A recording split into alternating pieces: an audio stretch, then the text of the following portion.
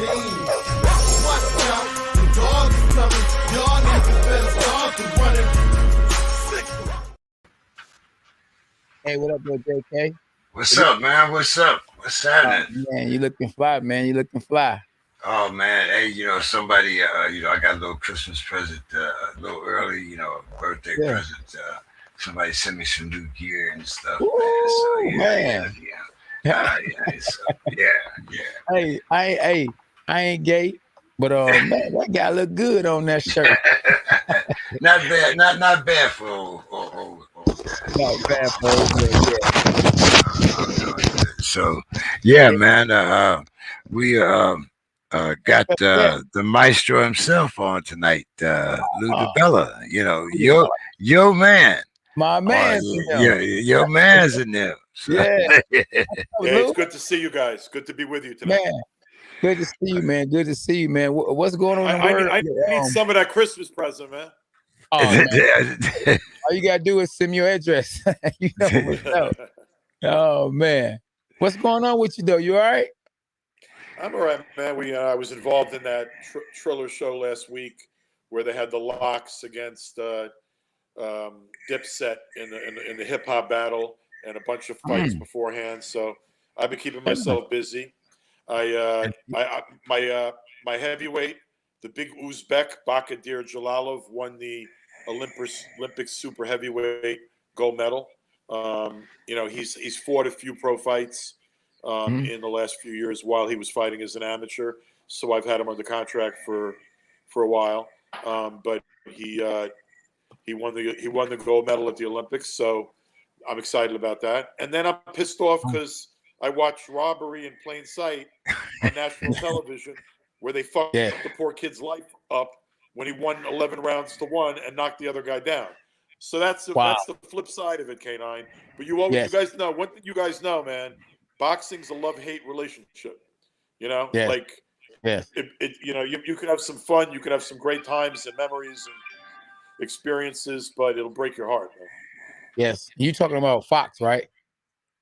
Yeah, that was awful, man. Yes. Yeah, I'm talking about Michael Fox, the professor. The kid that first of all, why is the 3-0 guy from Venezuela who's almost 35 years old and can't fight that good? Why is that guy on national television on Fox in prime time on a Saturday night? All the great fighters in this country that can't get television. Why is that guy on TV? Like, that's a question some people should be asking themselves. That's true. Or he can rob somebody. So somebody is some stuff in the game. But Lou, that's not the only bad. I'm sorry. That kid had very close ties to the WBA, and the judges, 2 of the 3 judges were the WBA judges, and their scorecards were insane. And there's too much politics. There's too much corruption. There's too much dirty stuff, and everyone's so used to it in boxing that within a day or two we forget and move on to the next thing, right? That's true. And then okay, so they robbed the kid, so now to a rematch. Why should that kid fight? First of all, why do I want to see a rematch when a guy won 12 rounds to 1, 11 rounds to 1, 12 points because he knocked the other guy down? Well, why do I want to see the rematch? But why should Fox have to? Why should Fox have to fight? He just beat the guy's ass. I don't know, man. I'm getting a little salty about boxing at the moment. Yes. You're right. Yeah. Teddy Atlas today, always be. Errol Spence gets hurt. Wow. He get hurt? What happened in that situation? Yeah, his eye or something, wasn't it, Lou? Didn't something happen to his eye? He has to go get surgery. The Pacquiao Spence fight is off. Yes, I heard about that. Who was it? Was it his retina? So now, actually, they made a pretty good substitute fight, though. They're putting Pacquiao in with Ugas. Yes. That's under the circumstances, that's a pretty good fight. Yes. So Errol was sparring and it just happened. Did he have anything that happened? Anything happened with the accident he was in?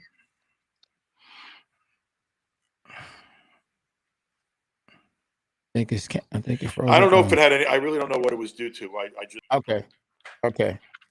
Oh, what happened? You gotta probably come back in. Wow. A lot of things can happen in 24 hours. I'll tell you. There you go. Wow. Let me see. Okay. Yeah, Lou. I'm back. Can you see me? Yeah. We can see you. I got disconnected. Can you hear me? Yeah, we can hear you good. Okay. All right, good. Okay. So, Lou, what about Errol's out today, so the big fight of the summer is not happening. Yes.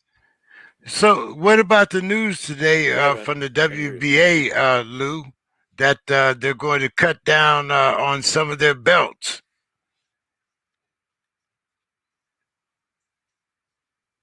I'll believe it when I see it. I'll believe it when I see it. You know, they also ordered a rematch. They also ordered a rematch of the same fight, but meanwhile, their guy is the champion. Fox is going to walk in again, and why should Fox have to fight a rematch of a fight he won 11-1? I mean, I you know, kill me for saying this, but I don't have a whole lot of faith in the WBA. Yeah. You know, I don't have a whole lot of faith in the WBA. Wow, that's sad. Hey, it's a dirty game. It's been a dirty game. You've been in the game a long time, Lou. So K9. I mean, yeah. Oh, it's been a dirty game for a long time. K9, you ever get robbed? You ever feel like you got robbed in your career? Do you know when I fought Corey Spinks, I knocked him down in the first round, second round, and they had me losing going into the third round. Teddy Alice was real mad. He talks, and listen, you know how you get really emotional. I can't believe they was robbing K9, and he was up. He dropped the man 2-3 times, and it's hilarious. He just was going in. Yeah, I know about it. I don't feel like even the fight what I had with Ishe Smith. I forgot. How did that fight end? That they gave him the title. Yeah, they gave him the title in my city in a close fight. Now I'm the champ. But I already knew when, Sam was telling me, Kid, you gotta knock him out, man. You gotta knock him out, Kid. You gotta knock him out. I started putting it together and I started realizing, if I don't knock him out, I'm not winning that fight. Yeah, well, I know a lot of times fighters deservingly have that feeling. But you know what, man? Like, I remember the Ishe Smith fight, but you know what? That was a close fight. Like, the difference with the other night was it was robbery and blind sight, right? Yeah. And the other thing was, the Venezuelan boy tried to fucking cheat before the fight. He skinned the gloves. They taped the gloves up super tight so that, like, the knuckles are right against the padding. They noticed it in the ring. They had to take off the tape. So first the guy tries to cheat, then he gets his ass kicked, and then he wins the robbery. And then you got to ask yourself, why was it on TV in the first place? Exactly. Maybe that was a favor to somebody. The whole night made me sick, man. The whole night made me sick. Wow. Cheers, guys. Do you promote? Yeah, cheers. Do you promote? This is lemonade though, but hey, cheers. Do you promote Fox? No, I know Michael Fox and his brother a long time. I didn't. No. I used to promote his older brother, Alantes. And I know Troy, the father, I know the sons very well. And here's another thing that stinks. They're one of the nicest fans boxing. Michael Fox is one of the nicest kids I ever met in boxing. His older brother is also a great kid. I don't promote him anymore, but I consider those people to be some of the best people in the sport and good people. And to watch a good kid get deprived of the best night of his career, the best performance of his career, and just get outright robbed like that in a fight that I think was corrupt. I don't think it was just judges made a mistake, man. You don't make a mistake when a guy wins 10-2, 11-1, and knocks the other guy down, and it's unanimous decision for the guy that got his ass kicked. That's not a mistake. That's something worse than a mistake. Yeah, I agree. Somebody in boxing, I hate to say it, but you can pay to play. You can pay to play. Man, that's sad. That's sad. So You so know, we're the wild. We've always been. You said you said something earlier. You said like it's always been like this, somewhat, right? Well, we've always been the wild, wild west. Like we've never had a commissioner. We've never had a league. We've never had unions for the fighters. You know, the sport is like every man for himself, and pretty much anybody can get a license to fight. Anybody can get a license to promote or manage. So it's like literally like the wild, wild west. And the problem is right now everybody's getting shot. Like the way the sport's operating right now, the sport is paying the price. And that's not good in the long run for anybody. Yeah, there are a few guys still getting rich, but the sport keeps getting smaller. And it's getting smaller because of nights like the other night. Because you're on national television and people are watching and they see one guy destroy another and they hear a decision that their like 3-year-old daughter would be able to tell them which man won daddy. You know what I mean? And fans, you're not building new fans with boxing as screwed up as it is right now. We got to clean the sport up. We got to clean it up. And we've been talking about that, but how can we, when it's every man for himself? Well, I mean, I think the works buying the fights, spending the money, have to exercise some control. Honestly, I think the biggest promoters that have the TV deals and exclusive TV deals, not only those promoters even like myself, got to be held accountable. And also state commissions. If a state commission sees an outright robbery and horrible judging, well, that state commission should suspend the judges, and that state should say that we're not going to recognize the result of the fight. Otherwise, why do you even have state regulation? Exactly. I mean, what is it? Are the state governments, is it also the wild, wild west? I mean, there needs to be some policing of the sport. Either, and if it's not going to come from within the sport, which apparently, since this has been wild, wild west for generations and almost a century, it's only getting worse. If the sport itself's not going to police itself, then state commissions and regulators and people outside the sport should be policing it. Frankly, what happened the other night was so screwed up. There should be a federal investigation or a state investigation in Minnesota. There should be some kind of an investigation of what happened that night and how that happened. Because it wasn't just bad judging. It wasn't just incompetence. It wasn't by accident. It was on purpose, and I think that fight was rigged. I think that fight was rigged. I think that there's nothing Michael Fox could have done other than knock the other guy cold to win that fight, because he did everything else he could do. I got to go watch it again. Because I only seen like 1 or 2 rounds. I got to go watch it. Oh no, it was a clear robbery. There's no doubt about that. Yeah. But I believe you got to watch the whole thing, man, because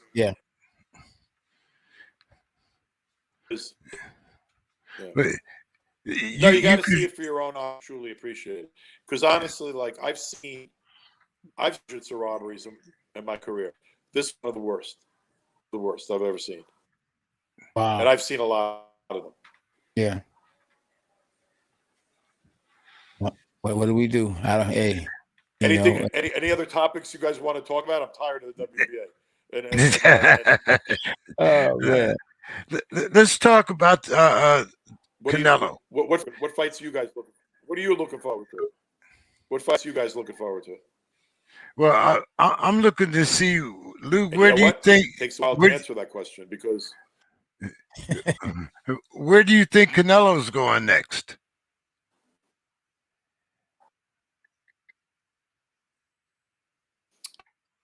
I still think they're going to make the Plant fight. Okay. Now that he said he's not fighting till November, it gives them more time to settle that whole situation. And now I think they're going to settle that situation, and that my gut, I have a feeling it's still going to be Canelo and Plant. What do you think? Yeah. Oh yeah. I mean, listen, you the promoter, you got the inside scoop. So whatever you think, I think what you think for sure. Yeah, I definitely think what you think.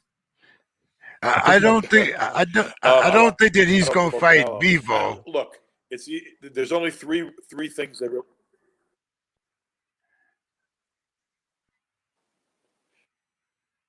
Well, look, there are three possibilities, right? I think right now, Plant, Bivol, and maybe now that they have more time, Triple G, third fight. You know, like I wouldn't be shocked if they made any of those three fights, but I still have a feeling it's going to be Plant. So no Charlo then.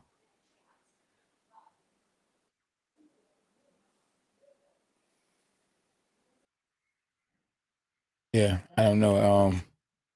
Sorry we lost him. You know, one of them nights. You know, hey, it's been a night. And it's definitely sad to hear. There you go. Errol Spence, Manny Pacquiao fight not happening. Oh my goodness. Is that him back? I thought I heard him come back. Yeah, you know, I see a disc though. I see a disc, but I don't see no face. Well, he might still be able to hear us though. See, Lou. I'm here. Can you hear me? Yeah, we can hear you. Coming in this way. Hello. Well, I think my camera's off. Oh, hold on. Okay.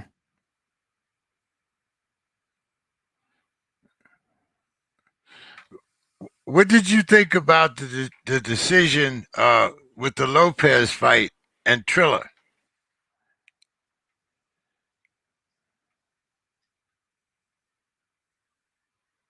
I don't know. He's trying to get on, but with that song, just one of them days. Oh man. I don't know what's going on here. Yeah. Can you hear me though? Yeah, we can hear you. We hear you, yeah. I don't know what's going on. Yeah. Yeah, I want the Tyson Fury. That keeps happening. Tyson Fury, Deontay Wilder. I want that to just be settled. I mean, let's just let him fight. It's hard, you know. They can't take a vaccine, right? Okay.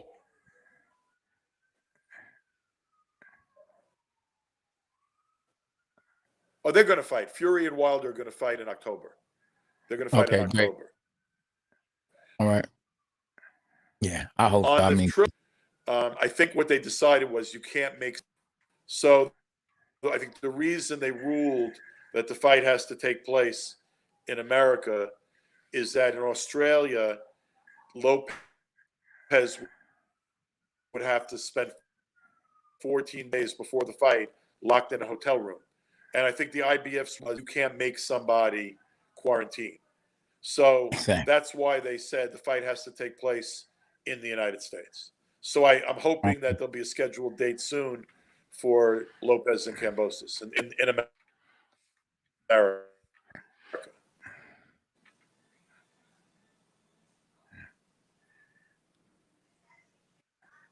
Yo, they've been locked down in Australia for almost 18 months now. Australia has some very, very heavy regulations as far as people coming into the country. Somewhat similar to England. Right now, my significant other, she's in England. Yeah, they've been very careful. Yeah, they have to have 3 tests before one before they go, one when they get there, and one when they leave. Even though it's even more strict. Australia pretty much. Australia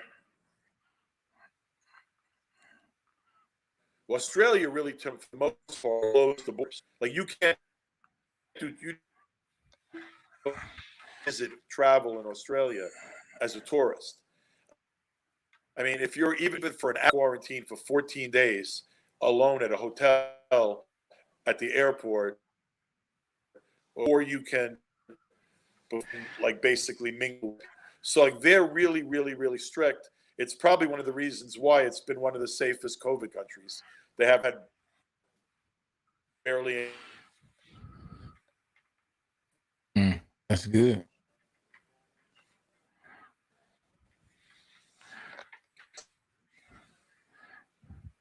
Can you hear me? Yeah, we could hear you now. Lou, how much has the COVID been a detriment to the smaller promoters like yourself? Okay.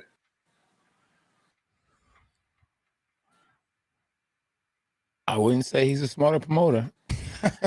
No, I can't hear you. Well, That's well, good. I can't hear you guys. How did the COVID affect? How did the COVID affect my business? Is that what you're asking? yes, yes.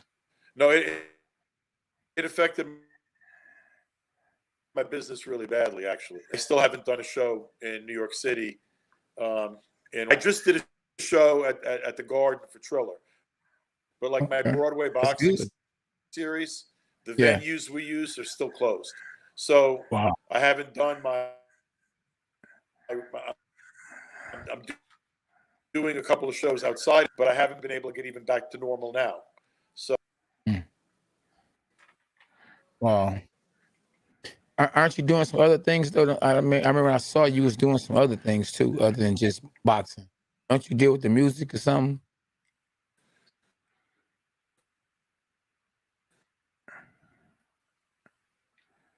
Lou. I'm doing a boxing show in Virginia. Okay. Guys, so you're breaking up. I can't now? hear you. I think we have bad connection for some reason. Yeah. He said he's doing a show in Slovenia. Oh, okay. Okay. And I know it's other things you're doing other than I got boxing. a show on August 20th with Sequan Casino. Sequan.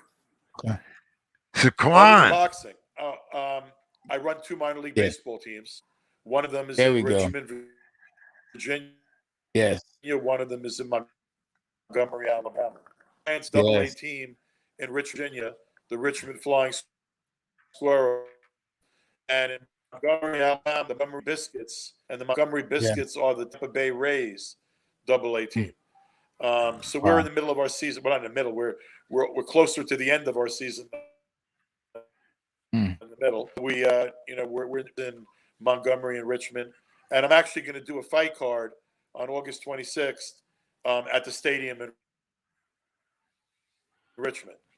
Do a little concert with Grandmaster Melly Mel and do a show in Richmond, Virginia on August 26th. Melly Mel, okay. Lou, when did you say you were coming to Sequan? Melly Mel, man. Remember the Furious Five? Yeah, that's what I'm saying. Yeah, I didn't know he was still. He's about K9's age now.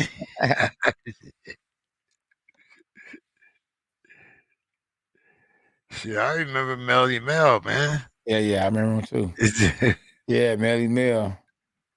Well, not Secu Powell. We're going to be at Sequan Resort and Casino. Fight card. Oh, you're thinking about Melly Mel. Melly Mel's a classic. He's one of the greatest of all time. Yeah. I'm gonna have to get in touch with you when you come down here to Sequan, Lou.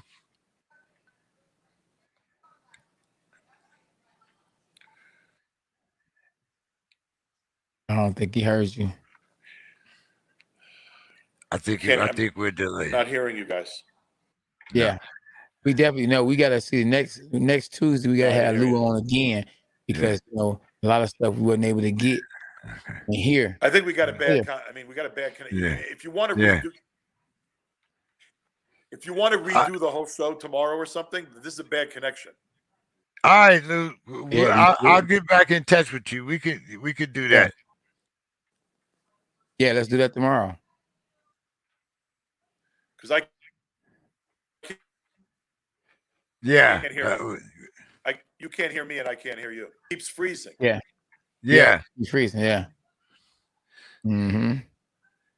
All right, Lou. Why don't we get back in touch with you tomorrow? Text me. Let's set up a time to do it again. Yes. All right. Thanks. Okay. All right. All right. Appreciate you, Lou Whitaker. That's one of my favorite names, Lou. Yeah, Lou Whitaker. You know what I'm saying? Oh yeah. You got Lou DeBella. Yeah. And man, you know, he's a good guy. Boy. Lou's a real good guy, man. Yeah. Lou's one of the guys that welcomed me with open arms after Emmanuel passed. Mm-hmm. You know, a lot of guys after Emmanuel passed, he was kind of my ticket in the door. And after he passed, you know, people started losing the phone number, and you know, when I call them to be guests and stuff, you know, it was, you know, wah, wah, wah, you know, like, you know, you on a cell phone. How I get a busy signal on those cell phones, like, you know, so. But yeah, man, Lou's always been one of those guys. You know, it was a lot of the older gentlemen like Lou, you know, that realized, you know, that you know, it's hard getting into the game, but once you get into it, you can't get out. What You don't want to get out. They say they keep pulling me back in. What's that movie? They keep pulling me back. Yeah. Hey, you know. Bob Arum ain't trying to get out. Bob Arum almost 90 and been in the game longer than I've been living. Probably almost longer than you've been living. Years older. Shoot, Bob, what, 16 years older than me. That's what I'm saying. You know, so, you know, hey. Yeah. So, you know, and I think Don King still throwing shows. I heard he got a show he got coming up. Don King still throwing shows. You know, I mean, only in America. Yeah, only in America. Hey, I don't know. It might be in Australia. That man's only in America, but he got every flag in the universe. He got him in his hand. Yeah. Yeah. Let me ask you: do you you know, because you said Lou DeBella, one of the small promoters. You think he really a small promoter? When I say small, I mean small in compared to the names that we usually hear. Most of the time, Lou, when you hear about Lou DeBella's fights, you know, I mean, even this last fight that he put on, you know, he's not that recognizable name unless you know boxing. That's what I mean. You know, he's not a top rank. He's not an Oscar De La Hoya, even though he's been in the business longer than Oscar. You know, but Lou has been Lou, and Lou hasn't wanted to be anybody else. I mean, if Lou had really wanted to be, you know, one of the, I think, you know, one of those top 4 promoters, I believe he could have been, you know. But Lou is more geared toward the little guy. You know, Lou would rather take a guy. He's kind of like a Joe Goosen. You know, he'll take a guy that he signs that maybe only has 4 fights, and bring him up the right way, the way he's supposed to be, you know, with no, you know, illegitimacy or no stones thrown at the guy. Lou is known to be legitimate and not. I don't think there's ever been any type of scandal linked to Lou's name. Yeah, I think it's because it's Lou DeBella and not like a name like the Oscar De La Hoya doesn't promote Oscar De La Hoya Promotions. Right. Golden Boy. And Bob Arum, not Bob Arum Promotions, is top rank. Right. Lou DeBella, I think if he put a name other than his name to it, then we look at him as a promotion. We don't look at him as a promotion, so you might feel that way because of that. Right. That's what I'm saying. You know, Lou doesn't really want that big spotlight. He's kind of content to be where he is. So it's not because, you know, he's not that type of, you know, big individual. It's that Lou is content to be Yeah. in the role that he is. Yeah. You know, it's Yeah. like Lou stays in his lane, even though he could probably surpass a lot of people that's in his lane. Yeah, I just think that, like, when you say it to him and say, how's it feel with you small promoters? It kind of No, I said smaller. That's why I said smaller. I didn't say small, but I mean, but I mean, it's see, kind of like that was like a jab, right? That was like an uppercut. no, I mean, Lou promotes boxing on Broadway. Okay, But he's a big promoter because you remember this too, though, James. He actually works hand in hand with Al Heyman. Al Heyman is really an advisor, really a manager, really a promoter, and all that. He has his guys, since he can't do it because of Muhammad Ali Act. As a promoter, he can't be the promoter with his name as I'm Al Heyman. I'm promoting by you will use Lou DiBella. Right. As I said, Lou is doing what Lou wants to do. Yeah. I'm sure, Al Heyman or even various other, promotion companies that have offered Lou, like, hey, Lou, let's do this. Hey, I mean, it's, I mean, it's like, some people just like, Al Heyman, they don't want that spotlight. Well, Lou is, like I said, Lou is content to find talent. Like he said, I mean, like what he signed the super heavyweight Olympic champion. Exactly. Yeah. But promoters don't do that. Only big promoters do that. right. When you say smaller promoters, I'm thinking about the guys like that's throwing shows only in a city, not nowhere else. See, when you say smaller promoters, you got a lot of smaller. Those are local. Those are local promoters, and they smaller too. They look always small.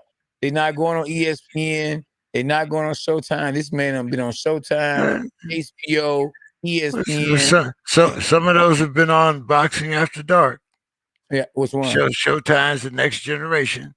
Oh, some of the smaller promoters, like you're talking about. The majority. Which smaller promoter that did that I could think of, that you could think of, a smaller promoter?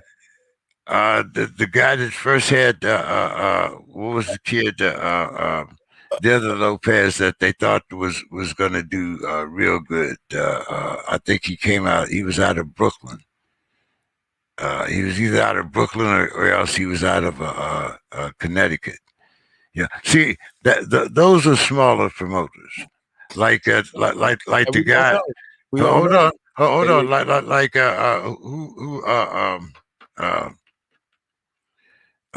what's his name's son? We've had a bunch of his boxers on from Connecticut. Roach, Freddie Roach's son. Freddie Roach's son. Oh yeah, he's small, definitely. Right, so see, right, Does Lou have our we said, who is Comey? Comey on Top Rank. What's his next move? He's on Richard Comey. He's talking about Richard Comey. Yeah, he's on Richard Comey. Yeah. I appreciate the super chat. Federal 6 F6. Does Lou have? I don't know if he got Richard Comey or do Top Rank got him. I think Top Rank got him. What's his next move? Well, we don't know. We'll find out his next move because we gonna talk to him later on and see if we can get him back on the show tomorrow. Yeah, Yeah. So go ahead. So what did you think about this upcoming fight with Lopez? Do you think that now that Triller has been made, it has to be made here in the United States? Well, both fighters have been training, so they don't have to go through a training camp. Yeah. Shouldn't that fight be easy to make? All they need is a location, right? Yeah. I don't know, man. It's just so many fights that's going through, ain't going through. I mean, this is a year of you just never know. Hey, Tyson Fury is gonna fight Wilder, ain't gonna fight Wilder. Tyson Fury was gonna fight Anthony Joshua, but then he got to fight Wilder. But then now he got COVID. Errol Spence about to fight Manny Pacquiao. Then Errol Spence ain't gonna fight Manny Pacquiao because of the eye. Well, that just happened. I mean, so that one, is something that yeah, couldn't I'm just really saying. be foreseen. But Yeah, you did ask a good question when you were talking about, is it the result of the accident? yeah, And I thought, I kind of thought about that. yeah, yeah, I've had a detached retina, yeah, and it was from being hit on my bike. yeah. I'm So I mean, that's something that it can be there, and then it only takes that one jar to fold saying. it over. That's what I'm talking about. You Hey, know, Errol Spence, I said, listen, Errol Spence, we don't know what he gonna do and how he gonna look when he fought against Danny Garcia. Oh, he went out there smoking. It was the same Errol Spence that we saw before. Oh, he was better than this Errol Spence that we saw before. Oh, but could this possibly happen that his very next fight, all the way he went through in that car accident, breaks him down for his next fight? Boom, right before the fight, a couple of weeks before the fight, boom, detects. I terror. So, I mean, I don't know. I've been thinking about that, or he makes it to the fight and it's just his body just gives out on him, because you almost lose your life and you in a horrific car accident. Look what happened to Superman. Superman, that's right. Superman fell off the horse and was crippled. We talking about Superman. So only Superman is God. So and exactly. He said that the Regner that retired Ray Leonard for a while for the first time. Exactly. It ain't no joke. That's the one that Tommy Hearns did that to Ray Leonard. You know what I mean? And it's just I don't know, man. I was looking forward to seeing that fight. That was the biggest fight that we didn't have in a long, long, long, long time that I was looking forward to. Somebody that, that was gonna really test Errol Spence, somebody that is one of the pound for pound greatest fighters ever. A guy like a Floyd Mayweather, he's a great fighter, but Floyd would have never took a chance with fighting against a Errol Spence. So I take my hat off to Manny Pacquiao. He's a winner and a super, super great fighter. Just off doing that. People ain't stepping in there trying to fight Errol Spence. Not when they pass their prime, or you would think they passed their prime. So I mean, yep. Somebody said he was a little gun. He wasn't gunshot at me. He looked real good for whoever just said that. Yeah, but I don't know. Is this the end of Errol Spence' career? Because you know what happened to Sugar Ray Leonard, man. Took a long time before he came back. A long time, and he kept retiring because of that. So I mean, the last fight that Errol Spence had might be the last fight Errol Spence have. And after the accident, I said, "Oh man, Terrence Crawford could probably beat Errol Spence now." But then he went out there and looked like a whole different person. But what is Errol Spence going through right now? What is he thinking? The greatest opportunity in his life. He got a chance. If he beat Manny Pacquiao, everybody and their mama gonna know who Errol Spence is. He gonna be the man because you gotta beat the man to beat the man. Floyd Mayweather beat Oscar De La Hoya. At the time, Oscar De La Hoya was the man. And Manny Pacquiao, Errol Spence had a chance to beat the man to be the man. He'd have beat Manny Pacquiao. Man, he would have been a man. So, I mean, he is really feeling it right now, I mean, his boxing is mental, physical, it's spiritual. I mean, what could he be thinking? You know what I mean? He's going through some stuff, man. You go through an accident like the one he had, and then you finally get the biggest fight of your life in a Manny Pacquiao fight, and a chance to probably beat Manny Pacquiao because Manny Pacquiao ain't fought in a few years. So now Manny Pacquiao get a chance to go get sharp. If to not get some of that rust off against a whole different fighter now. Now, let's say Errol Spence come back and his eye is okay, and he goes in there and fight Manny Pacquiao 4, 5, 6 months from now. Now I give Manny Pacquiao even a greater chance at beating him now because he's gonna get a chance to get some rust off in the fight with Ugas. So I feel like, what can you do? But I feel like this is definitely an opportunity that will be missed big time. It kind of reminds me of, do you know Paul Williams? Paul Williams yeah, had an opportunity to fight Canelo, remember? Then he ended up yeah. in a car accident. And what was he on a motorcycle? It was a motorcycle accident. He ended up crippled from that motorcycle, riding that motorcycle. And and some contracts, they don't even allow you to ride a motorcycle. You can't play no basketball. You can't ride no motorcycle. If Oh you go, yeah, yeah. There are some contracts that that'll tell their fighters that there are certain sports events that they are not allowed to participate in. Yeah. You see it a lot in the NFL also, Yeah. where they tell we got a lot of money invest in you, and if you go out there and get yourself hurt doing Yeah. such and such, then that negates that contract. So Yeah. but Wow. I wanted to ask you because Okay. I'm looking at the pound for pound ratings here, okay? Yeah. And I want to get your opinion, okay? Okay. All right, because the ring pound for pound, as well as the ESPN boxers, Yeah. they are pretty similar. I'll tell you where they differ. But number one, Okay. and remember, I'm saying pound for pound now. Okay. Canelo, right? Number one is Canelo. Yeah. Okay. Number two is Terrence Crawford. Okay. Okay, I can understand. Okay, I can understand that. I can see that. Okay. Who's number three? Nadioka Ndukwe. Well, and he like 50-0. What's his record? 21-0, 18 KOs. I don't know about that one. Number four is Errol Spence. Hey, he did do a good job coming back out that car accident. But I mean, he ain't came out of it yet. How do you know? Yeah, right. Okay. I mean, all right, go ahead. Danny Garcia, he came out of it. Number five. Okay. Teofimo Lopez. I don't know. He all right, but he ain't active enough. Okay, now here's the difference. Okay. Number one, this is the ring. Okay. Number one is Canelo Alvarez. Number two is Ndukwe. Where Tyson Fury at? Wait a minute.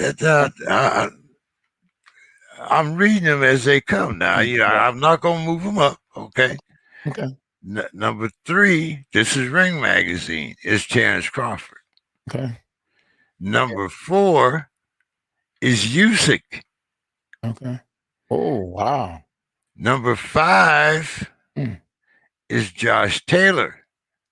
Yeah, he need to be somewhere. Yeah, that boy, he got all. And number six is Errol Spence. And number seven is Teofimo Lopez. Now, for ESPN, number five is Teofimo Lopez. Number six is Tyson Fury. And number seven is Josh Taylor. Now, Tyson Fury is not even in the top 10 pound for pound for Ring Magazine. Your thoughts? Bias as usual. Crazy. Don't make no sense because Tyson Fury beat somebody who has the pound for pound greatest knockout ratio of all time. Nobody was stepping across that line to face Wilder. Tyson Fury was depressed or in a depressed mood, was overweight, out of shape, done with boxing. Came back and fought the boogeyman and beat him. I mean, I clearly said he beat him. If you saw the fight, but they called it a draw. And in the next fight, the rematch, he stopped him. And just off that, like I say, he beating the boogeyman, who has the pound for pound, has the best knockout ratio of all time. That I'm talking about in his prime. Canelo didn't beat Triple G in his prime.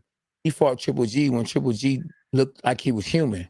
When went the distance with Jacobs, and Jacobs, a lot of people think Jacobs beat Triple G.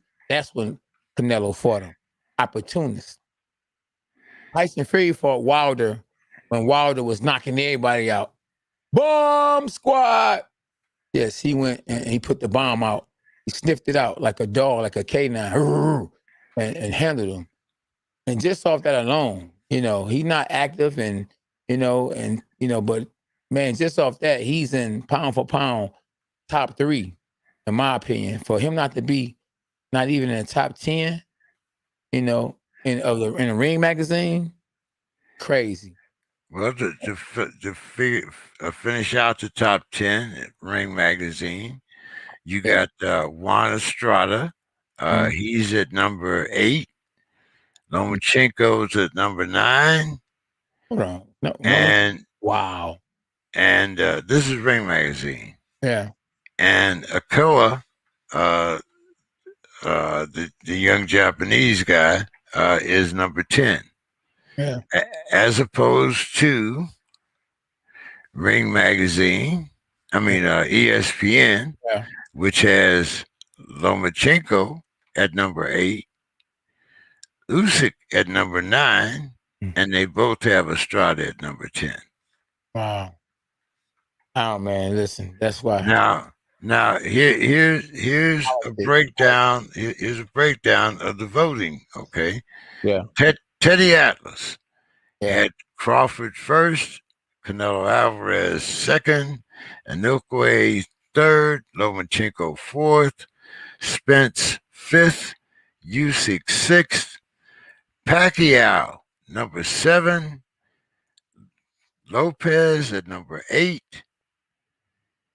Tyson Fury at number 9, and Gervonta Davis at number 10. Wow, Gervonta Davis definitely is a beast. But how don't you have Josh Taylor, who has all the belts, not on that list? He should be in the top 10. Call Teddy. Teddy. He should be in the top 10. Okay. Josh Taylor should be in the top 10 somewhere. Timothy Bradley.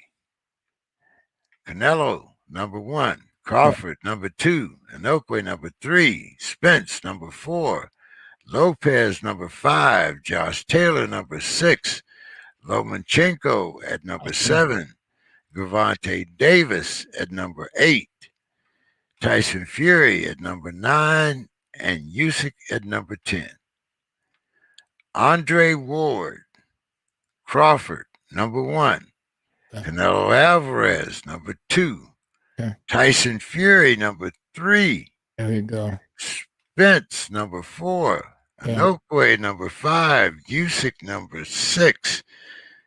Lopez, number 7. Estrada, number 8. Josh Taylor, number 9. There you go. And Valdez at number 10. So you have the top 3 here: Atlas, Bradley, and Ward. Who's top 10 do you think? Do you closest follow? I think Ward and Bradley. And Ward and Bradley, they neck and neck. But Ward, he more on point with it. Yeah, Ward more on point with it. Ward has has Fury at number 3. Both Teddy and Bradley have Fury at number 9. Yeah, Steven, Golden Boy run Ring magazine, and definitely. I wonder if you knew that. Right? Of course they do, though. Just in case you didn't know, they do. Yeah. But if you knew, send a smiling face. So, who is your top 10 pound for pound? I would have to say Canelo, just because, he's a smart fighter, and if he have to go out there and fight the best, he probably can really go out there and beat the best. Because I don't really say he's really fighting the best, because if you want to be the best and you're able to go up and wait to fight guys that's supposed to be the best, go out there and beat Benavidez, the big guy. You know what I mean? Because you don't went up there and you playing a tease game. He had a chance to fight Charlo. Not saying he can't beat Charlo, but a lot of guys he wasn't fighting them. At the time we wanted to see him fight him. but it was because of the business. I don't think it was because he was scared. I mean, think about Canelo. Canelo was fighting some good fighters, and when he was junior middleweight, Miguel Cotto. I mean, he took a chance and fought Floyd. You know, he undefeated, got a country behind him. At the same time, when win, lose, or draw, he was going to win because he wasn't going to get knocked out. So, you know, he learned a lot from fighting Floyd, from that Floyd fight. He learned a lot from Oscar De La Hoya. He's the smartest fighter today. You know, I mean, I had to put him in Manny Pacquiao neck and neck, but I would have to say he's the smartest because, you know, Manny Pacquiao is not running his own thing right now. Then again, he is to a certain extent, but bang, Canelo going where he want to go, doing what he want to do. He making the most money. He picking his fights carefully, smart. I mean, this guy is number one. Number two, I would probably say number two. I mean, I want to say Errol Spence because you almost lose your life and you come back, man, and you go and fight a top guy. You don't pick no tune-ups or none of that, man. But it's like I don't know what Errol Spence is gonna show up the next fight. I don't know if Errol Spence's career is done. So I would have to say, and Terrence Crawford is a great fighter, but Terrence Crawford hasn't fought anybody that, you know, I could say, wow, what a victory. You know, he's always fought guys that he was supposed to beat. Who has he fought that he wasn't supposed to beat? I mean, do you know anybody? James? No, he hasn't fought anybody he wasn't supposed to beat. You really can't say that. But he's a great talent. I think talent-wise, out of all the guys in the top 10 or top 20, he's the most talented. He has the most potential to do any and everything, the greatest potential to be great. So, I mean, Canelo's number one. I would say Tyson Fury's number two. I would have, you know what, to be honest with you, I couldn't just say who I think the top 10 would be. I would have to sit down and evaluate what they did, what they doing, what they gonna do, and how they did it, who they fight, who they fought, who they didn't fight, for me to say who the top 10 is. I know for sure Canelo's on the list. I could just name 10 people. I don't know what position I'm gonna put them all in. I know well, Canelo's gonna be number one. just name 10 then that you think. Okay, I named 10. I would say Canelo was one. I would say Clarissa Shields is two. She's on the list. I'm not saying she's number two. I'll probably put her as the 10th. Now, remember, this is pound for pound. Pound for pound. I'm talking about pound for pound. So pound for pound means that there ain't necessarily got to be, you know, middleweight girl. You're not even talking about, you know, in any order. I'm just saying. Okay, so you got Clarissa Shields. I got Tyson Fury. That's 3. Yeah, no, hold on. Clarissa Shields, Tyson Fury, Canelo. That's 3. Errol Spence. That's 4. I got Terrence Crawford. That's 5. I got Manny Pacquiao. That's 6. What's the kid the kid that's the Mexican? I mean, the Asian guy. Anukwe? Yeah. Okay. That's 7. Lopez. That's 8. Josh Taylor. That's 9. And I would have to say Shakur Stevenson. Woo, okay. Now you know Shakur got a little battle coming up, right? Yeah, but I think out of all the guys from Gervonta Davis and Devin Haney and who's the other guy? Teofimo Lopez and all those guys, I think he can beat all those guys. So you think that Shakur could beat Gervonta Davis? Yeah. Okay. Yeah. That boy is a weapon. That boy a weapon. That boy is don't forget he is silver medalist too. He got some experience. He can fight. He might have a silver chin too. We got to see about that. Man, he done fought everybody in the amateurs. When you're in the amateurs, you see everybody in the country. Yeah, that boy, he a problem. I'm put him on that list right now before everybody start getting a bandwagon. He already showed me enough and did enough for me to put him on the list. Okay. All right. Hey, we'll see. Yeah. Because if him and Devontae get in that ring together, I'm gonna put mine on Devontae, but we'll see. What do you think? We've been talking about it, in different little capacities, and this is only a 4-round fight, for his debut. But this Friday, we have the grandson of the great Muhammad Ali, the GOAT himself. He will be making his debut in Tulsa, Oklahoma on ESPN Plus. What do you think? Even though he's the great grandson,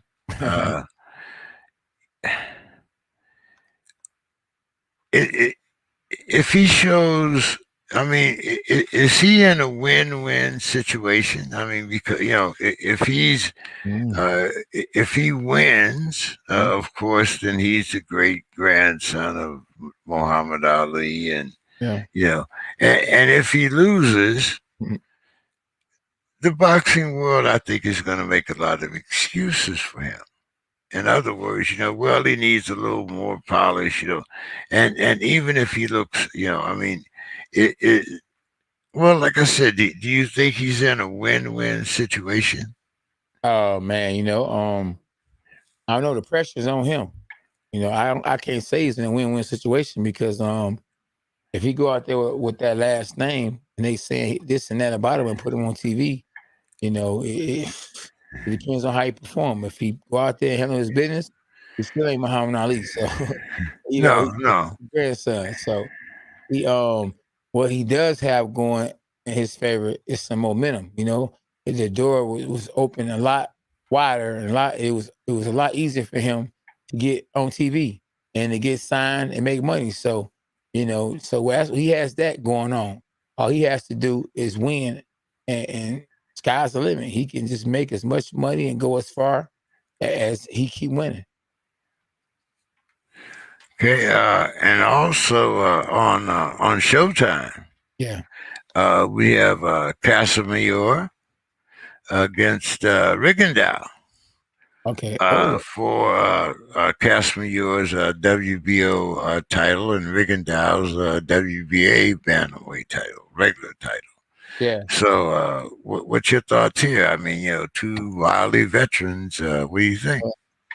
Yeah, if it's Casamayor, the one I know, then Rigondeaux is going to get him. Is Casamayor? Is he the one that's the older guy, the black Jamaican type dude? No, this is the other one, John. I'm not really sure which one this is. I'm not that familiar with him, but I like Rigondeaux. Rigondeaux is a good fighter. Has a lot of potentials. And I like Rigondeaux. Rigondeaux can fight. So I would go with Rigondeaux just because I don't know who the other guy is, and Rigondeaux can fight. Those guys have 1 million amateur fights, man, and they have to go out there and get their money and do as much as they can in a short time because they spent most of their time in amateur. Like him and Lomachenko, they able to go and fight for a world title after 4, 5, 6 fights because of all the experience they got.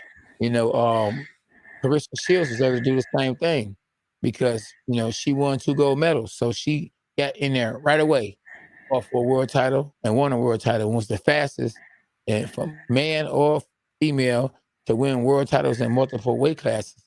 And it comes with the experience in the amateurs. I would recommend anybody that's watching, that's thinking about going pro, to get as much experience in the amateurs as you can before you go pro. Because it's going to actually take you far. And you're going to learn a lot from it. You're going to see every style there is to see. When you go to them USA tournaments, man, you got a chance, it's a possible chance that you can fight 7 days. Everyone has 7 days. You get a chance to fight 7 days, and a whole week you fight every day. And that is experience. And at the same time, you really can't prepare for the guys that you're gonna fight because you might not know who they are. They, you know what I mean? It might be just anybody. So, it's very important to get experience in the amateurs before you go pro. Or if not, you get as much experience you can in the gym. But if you got a chance to get some amateur experience, get it. I only had 10 amateur fights, but I was blessed by the best. God is good for me that, I learned a whole lot in the gym. And that made me the fighter I am. I sparred with some of the best fighters to ever put on a pair of gloves. I sparred and trained at the greatest gym that ever come into the world, the famous Crunk Gym. That's right, Crunk. So I was around the greatest trainers to ever live, Manuel Stewart. So that helped me out a lot. I'm around guys like Gerald McCullen, so all that I'm eating that knowledge. You know what I'm saying? I'm getting it. You know what I mean? I'm learning.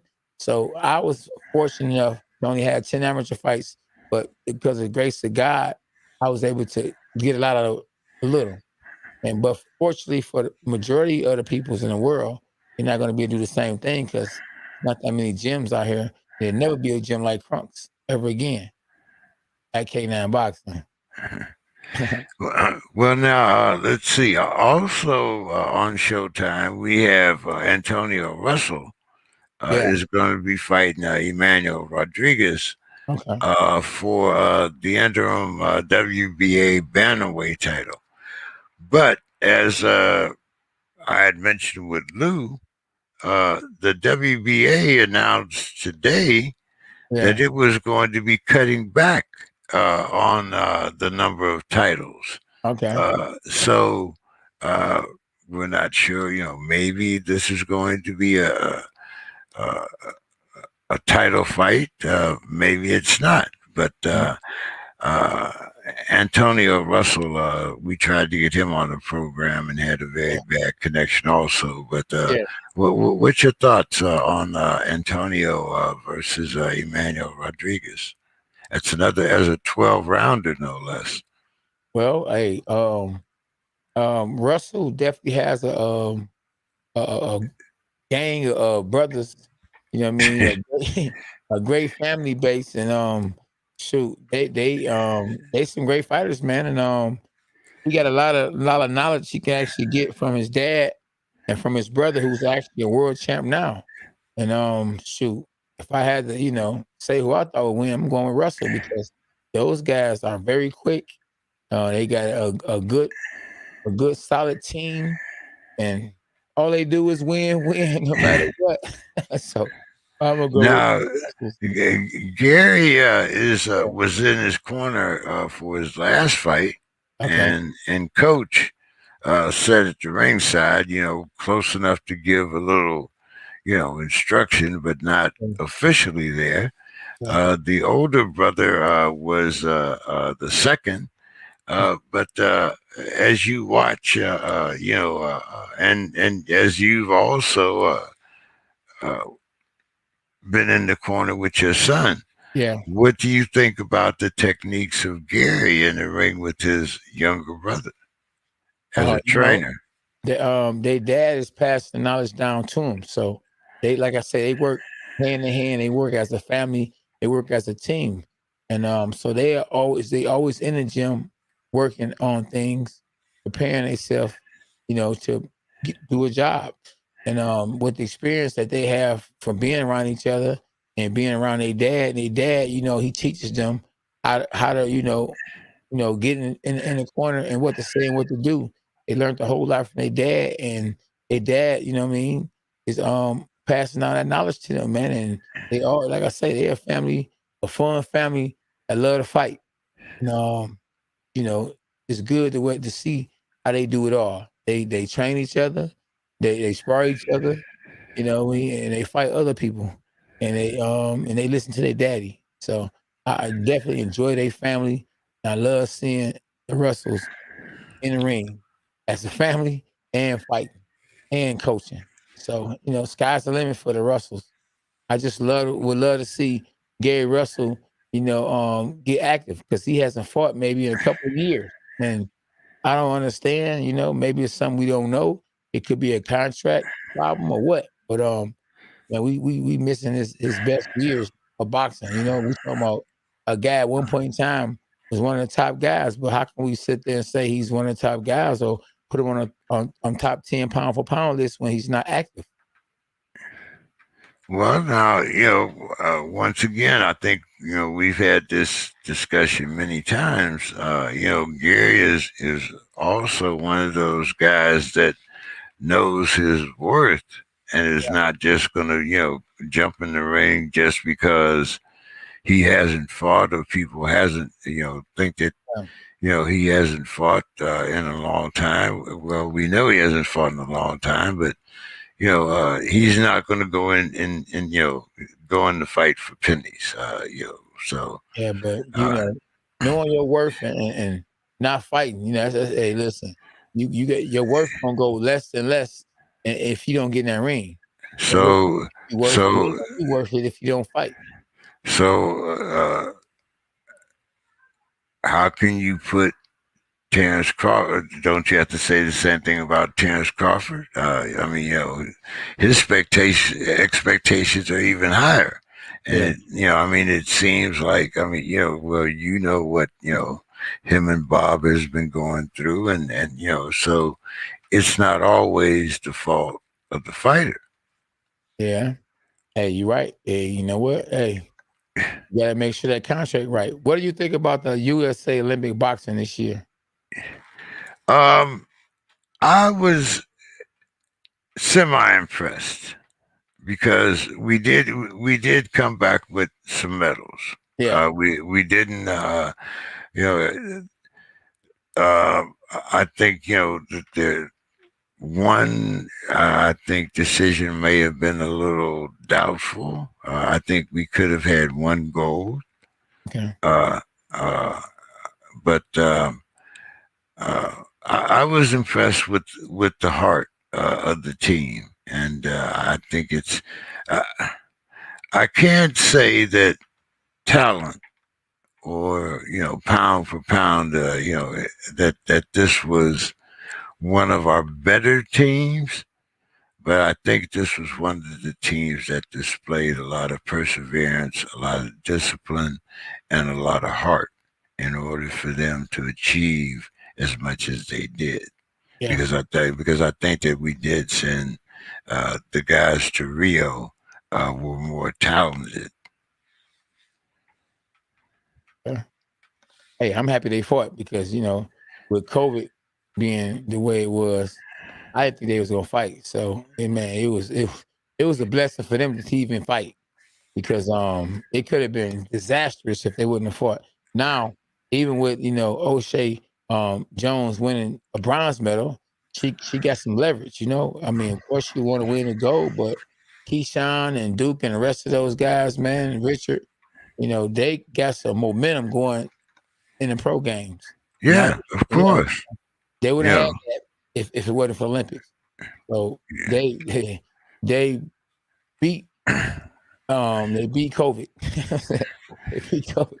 They kicked and like now we will have a gold medal a super heavyweight champion fighting here in the United States because he's signed by Lou DiBella. There you go. So we'll have a gold super heavyweight, and I believe didn't the United States bring home the silver in the super was that the super heavyweight where the kid apologized to his father for losing? I don't know. I didn't get a chance to see really none of them, to be honest with you. I think he was the silver medalist. So I think both the gold and the silver are already signed to contracts here in the United States. Okay. Wow, that's good. They did good though. Yeah, I was watching. I saw they was kicking butt. So I'm happy about that. And I think the young kid was it Haskins that we were talking about. Who was the young kid that we were talking about? You said you knew him or you knew of him. I think he won the silver also. I don't know. So Okay. Yeah, champ talk. Yeah. SB, I hear you, girl. Man, and he said, John said, and they had no headgear for Olympic boxing the way it should be. Wow. I don't know. I don't know. I think they should wear headgear. I think if it's an amateur, you know, amateur from pro, because when they fight and they got headgear on, they amateur. When they fight and they don't got headgear, they pro. So I think they should have had headgear on. You know, Tommy Hearns them fought with no headgear, and I give them credit. Um, I say the reason why they was much better fighters early on in their career and the pros is because they fought with no headgear in amateurs. I feel like an amateur should wear headgear and a pro shouldn't. That's just my opinion. Well, do you think? I mean, what would you change to make amateurs more safe? Is that why you want the headgear for amateurs? Yeah, I mean, I know. I feel safer, even though with a headgear on. To be honest with you, it probably ain't as safe because you more macho. You know, you feel like, hey, I got a headgear on, I'm okay. You'll take more chances with a headgear on. So you might see better fights with headgear on with amateurs. You know, pro, without the headgear on, I just can't see people going out there taking as many chances without a headgear because they know I don't got no protection. I can really get hurt.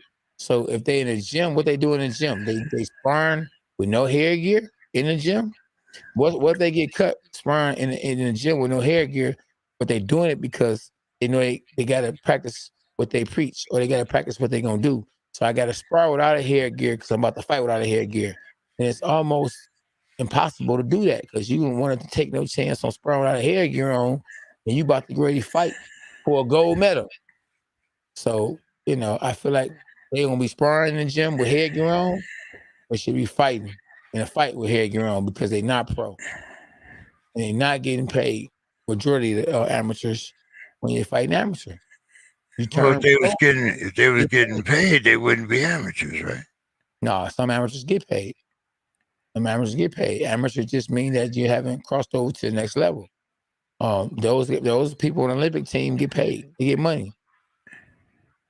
But they don't. They do that. They get money under a different guise, though, right? I mean, they don't get money as professional boxers. They get money as what? Yeah. They get money for being on the team, for being on USA team, Olympic team. Okay. Now SB making a good point, and I don't think that pro fighters should be able to go fight in the Olympics. If you pro, when you turn pro, you can never be amateur again. In my eyes, you should never be able to be amateur again. You can't go backwards. When you go forward, you should go forward, not backwards. She said, "How do you feel about pro fighters? They allowed to fight in the Olympics? That's crazy." Well, wait a minute. Well, wait a minute now. If you're gonna allow pro fighters, Yeah. okay, Mm-hmm. you're allowing pro basketball players. Yeah. Now, I That's understand. But wait a minute. But you can't make an exception. I mean, you got Usain Bolt is not an amateur. He been getting paid for years. We ain't talking about. We talking about punching somebody. No. We ain't talking about You're talking about Olympic. basketball. You're talking about you're talking about Olympic sports. Not so. We talking about a game. So if the Olympic committee says that pro fighters now, we had this discussion before it was even what was it, the 2016 Olympics, I think it was, because we had a lot of pros from like Argentina and African countries, and if it ain't broke, don't fix it. It ain't. And listen, if they was gonna do this and they did it 100 years ago, then I would be used to it. It made sense. You gonna come out of nowhere and say, "Oh, you know what? I think pros should fight in the Olympics." You know what? Yeah, they do it in NBA. They do it in running. All right, let's do it. Nah, man, this is a professional fighter who knows how to turn them punches all the way over. You know, he done competed on the highest level. And here you got a baby. When I say baby, a baby in a game and never went past 3 rounds in his life in an actual fight where it was a referee in there. But This that's guy not. But 12 rounds. but He won that's not his fault. 12 That, rounds. you know, it's only 3. But an But amateur can't go compete with a pro fighter and go fight for the belt. well, then his Number one, because he's a then his country should send a pro there too. Then nah, this don't make sense. If I'm the top amateur and I okay, win, wait a minute. Okay, hold. Fight for a world title.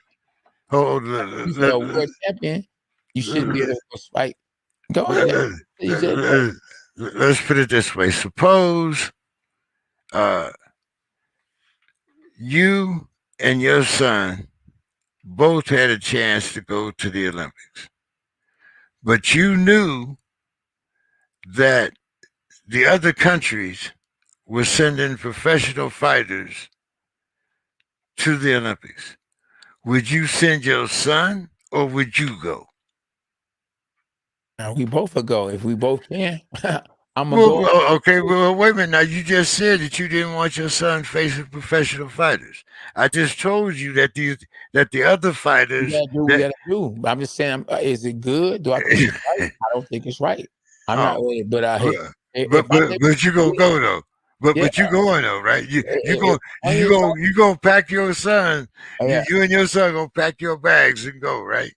Because if he knocks out one of them pros, he's famous forever. Yeah, I wouldn't want my son to fight against a pro fighter, unless. But you just said that you would take him with you, though. If I saw the style and he could beat him, then yeah, go ahead. But you talking about pro, it's a different ball game, man. But don't get me wrong, you got some amateurs to this day that whoop a pro fighter butt because they throw a lot of punches. So a lot of pros might go into these amateur fights and get whooped because they only go on 3 rounds. They take a pro who's a veteran some rounds to get warmed up. He's used to going 12 rounds and not 3. So a lot of amateurs probably will whoop these pros, but it's just that a pro should stay pro and the amateur should stay amateur until you go pro. Pros should fight pros and fight on. And there we go. And that's a K9 boxing. I don't think that they should mix them up. All you do is make boxing more of a circus. You got the YouTubers fighting, doing what they want to do. You're being robbed. People getting robbed. You got the what's that called? What kind of weight they call that? Not the cruiserweight, the phantom weight, the fantasy weight. They got all these different weight classes. They got all these belts. The WBA super champion, the WBA virgin champion, the WBA I don't like you champion. You just got too much stuff going on, and then all you're doing is adding some to the mix of it by letting the pro fighters fight amateur fighters, And then once somebody in a pro go in there and fight an amateur and he kill him, then they gonna say, oh man, no, we need to rethink this. Why do it take for somebody to get killed for you to rethink it? If it ain't broke, don't fix it. It ain't been going on. Why is it going on now? Hey, I mean, that's just my opinion. We all got opinions. We all do. So, I'm just saying, But you still said that you take little K9, which. No, yeah. I mean, I was talking fast. With you. You asked me the same question. Ask me the same question because I was trying to get it out. You know what I mean? While nobody was around. You getting it out before nobody was around. SB wasn't looking at you when you gave that first answer. Give me that same answer so I can tell you exactly what I feel. Okay, all right. You and little K9. Yeah. Going to the Olympics. Okay. Yeah. But that all the fighters of the teams that you're going to face are professional. Okay. All of them, that they are professional. They have a professional record. do you take little K9 with you, or do you go by yourself? Well, if he's preparing for the Olympics, you know, and we in the same weight class, I'm gonna let him go to the Olympics. I'm not gonna even get in it. You know, I'm gonna let him do it. So you would send him into the fire, knowing that everybody that he's fighting is professional, rather than go yourself.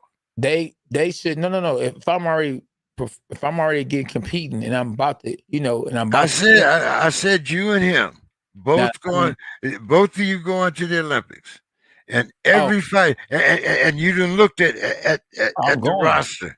If I'm going, I'm going. Yeah, I'm going. He going. Me and him going. We gonna spank they butt. We gonna whoop that trick. We gonna whoop that trick. We gonna both go and we gonna whoop some butt back to back. You know what I'm saying? We gonna go. We gonna be back to back, boy. We gonna be. I'm telling you, like Batman and Robin. So, is it because of the notoriety, or is it because of the confidence?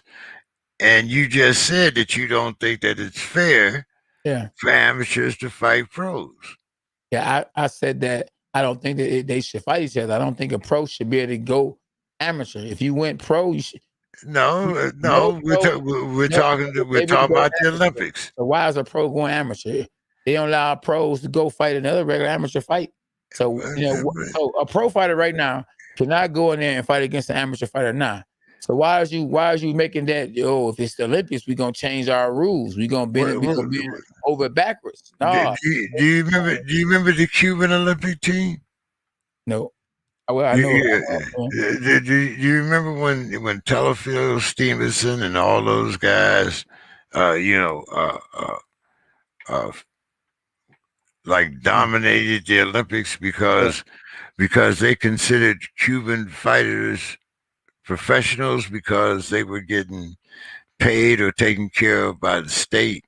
And what Telefield Stevenson was like the gold medal champion for like 4 or 5 Olympics. But as long as they never go pro, I don't care if you're 30-something, 40-something. If you never turn pro, then it's legit. It's legal. I don't mind.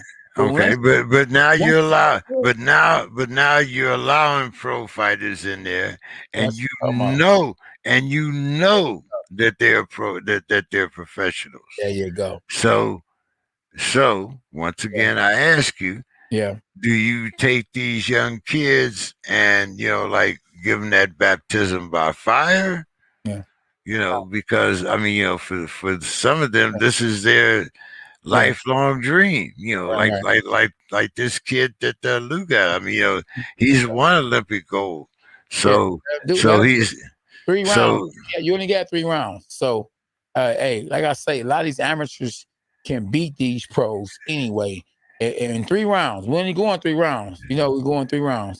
And so the amateurs versus the pros, I think you got more amateurs. The top amateur guys will actually beat the pro fighters.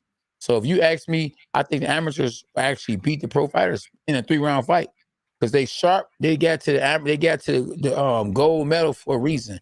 They're fighting the gold medal for a reason because they sharp and they've been fighting these 3-minute rounds for 3 rounds at a fast pace. So they way sharper in the amateur game. A pro fighter who's used to going 10 and 12 rounds has to adjust to say, okay, you know what? I got to practice just going 3 rounds. I got to practice just going 3 rounds real hard. And you know what? I need to go have me a 3-round fight. They can't have a 3-round fight because they're not a 3-round fighter anymore. So they fight. Their last fight was a 12-round fight or a 10-round fight. So there's no amateur that trains for a 3-round fight. You don't train your son for a 3-round fight. I train my fighter, my son, all the guys that if they amateur for a 3-round fight. I train them hard to be in shape to go 3 rounds. We're only going 3 rounds. I don't train them for a 12-round fight because they're not fighting 12-round fights. No, but so 12-round fight and they going 3 rounds. They're gonna overtrain. So you don't train an amateur. You like your son. You don't train him for like to have the stamina for a 6-rounder or a 4-rounder. I train him to be able to go 3 rounds hard as I don't know what. He ain't gonna get tired at all. He's just going super hard. So, you know, we might spar 8 rounds, 9 rounds. So I train him for a 3-round fight because he's for 3 rounds, you know, he's fighting 3 rounds. Then why you spar for 8? You spar for 8 because the competition is sparring for 8. But you're only fighting 3, so why don't you just spar 3? Now, if you go 3, see, with me being a 2-time world champ, you don't spar for 3 because 3 rounds, they're gonna get you 3 rounds. You got to spar more than that. You know, when you trying to get in shape or you trying to get bulk, you know, you don't just, okay, I'm gonna get this muscle, I'm gonna do 10 push-ups. You got to do 1,000 push-ups to get that muscle. You got to do more to get more out of what you're doing. If that makes sense. Yeah, it makes sense. I mean, you know, that's the purpose of, you know, army training. And, you know, you train, you know, so that, you know, maybe the combat only lasts 8 hours, but, you know, you train for 3 days. So, you know, it's kind of the way it goes, you know. But good to see Rax on. Everybody that's been tapping in. I've been concentrating on what James is saying because, you know, James, boy, he's slick with it, you know. James was it. So, you know, shout out to everybody that's been tapping in and making comments and everything, man, you know. But I've been trying to focus on what James talking about because, you know, James, tomorrow we're going to have a little time with Lou. So let's jump off here and let's do a little K9's corner and get ready for tomorrow. Yeah. Hey man, listen, that K9's corner, JK, man brand. When I say man brand, you gotta brand yourself. You know, hey, everybody wants to be the man, but if you want to be the man, you have to brand. Yes. So you know, I brand because I want to be the man. So you see K9, woo, look at JK with that K9, woo, look at that 2-time world champ K9. And that's how Jake Paul is where he at. He can't fight as good as I think he can fight, or as good as you think he can fight, but he brand himself. The man has, and I know that I'm better than him. I know that I'm a 2-time world champ. And he ain't won no world titles and probably ain't gonna never win a world title. But he has the brand. Man, the brand. You got to brand yourself. You know what I mean? And fighters have to know it ain't about how good you can fight. Not all the time. Especially in these days, it's about how many people know you. How many people you can bring to the fight. If we put you on pay-per-view, can you sell out? If we bring you to the Garden, can you sell out? You have to brand to be the man. You got to have a brand. And, you know, without a brand, you're not going to be the man. So, you know, I think that fighters need to go and brand themselves. They got to know how to talk and not just on a mic, but just out in public. You know, you got to be hustlers. You know, I'm a hustler. You know, ain't no way with me having air in my body, me having, you know, me being alive, I'm not going to brand myself. You know, Walt told me a long time ago, you know, may he rest in peace. He was a mentor to Emmanuel Stewart. You know, these people walking around here with Michael Jordan on. Michael Jordan don't care about them wearing, you know, his shirt. He care about that money. He love when y'all go buy Michael Jordan because you branding Michael Jordan. You ain't getting a nickel for you paying to wear his brand and he getting money off him branding himself. So, you know, my whole thing in K9's corner, man, is, you know, get you a following, man. Brand yourself. Right now, it's all about who know you. And, you know, it ain't just about who you know. So what you know, it's about who know you. Because if they know you, they going to show you they know you. You know what I'm saying? At K9 Boxing. And JK, man, listen, I'm at K9 Boxing on Instagram, on Twitter, on Facebook. And, yo, my Instagram is hot, because SB, and she going to make sure it's hot. At K9 Boxing, I'm on all social media. And I got my website. My website, in case y'all want to get some of that merch, is K9 Boxing Fitness. You see? Y'all see what's going on. That's right. Hashtag dogs are us. That's right. You already know what it is. JK, man, what can they can they cop you or catch up with you? You know what I mean? When, you know, you ain't on a dog pound. Look, man, all you got to do is go on Facebook, type in JEK3, and you'll get anything. As they say, I'll be your huckleberry. Yeah. Whether it's politics, boxing, or just plain talking sports. Yeah. We talk boxing on Tuesday with K9, and don't forget we have our campaign to donate 10,000 bottles of water to Flint, Michigan. Flint K9 kicked it off with his 11-year anniversary last week. So shout out to K9. We'll talk a little bit more about that tomorrow when we talk to Lou. So hey, just go on Facebook, type in JEK Boxing, YouTube JEK Boxing, and you'll see our familiar faces there. Yeah. So K9, I'll see you tomorrow, my man. Man, hashtag Jesus for life. That's right. One love, y'all. Thanks for tapping in, and we see y'all tomorrow at K9 Boxing.